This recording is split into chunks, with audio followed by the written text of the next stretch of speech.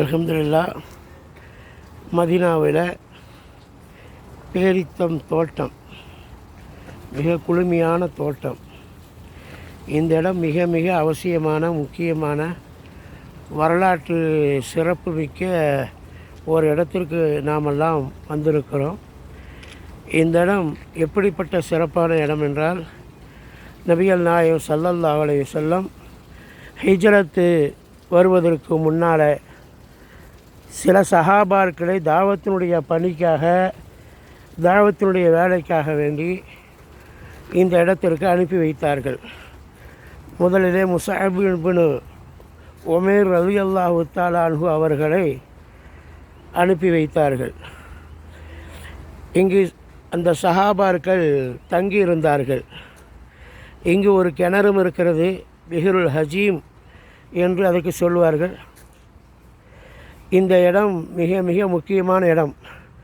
இங்கு இருக்கக்கூடிய இந்த கிணற்றில் ரசூலுல்லாஹி ஸல்லல்லாஹு அலைஹி வஸல்லம் அன்னவர்கள் ஹிஜ்ரத் செய்து வந்தவுடன் இங்கு வந்து இந்த கிணற்றில்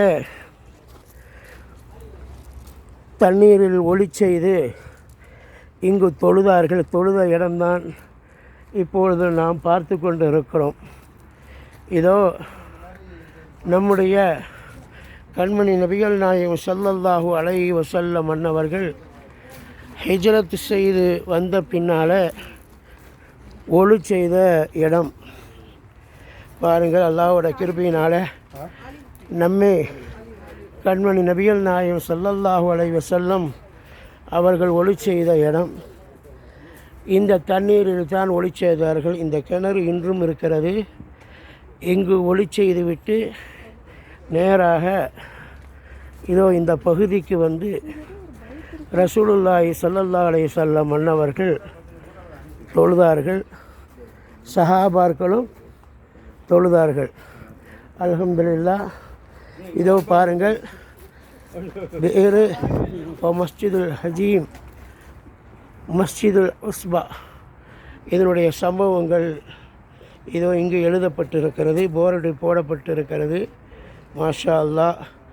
அல்லாஹ்வோட கிருபையினாலே நபிகள் நாயகம் ஸல்லல்லாஹு அலைஹி வஸல்லம் அன்னவர்கள் வந்து தொழுத இந்த முக்கியமான இடத்தை பார்க்கக்கூடிய பாக்கியத்தை அல்லாஹ் சுப்ஹானஹு வ தஆலா நமக்கு வழங்கியிருக்கிறான். அவனுக்கு எல்லா புகழும்.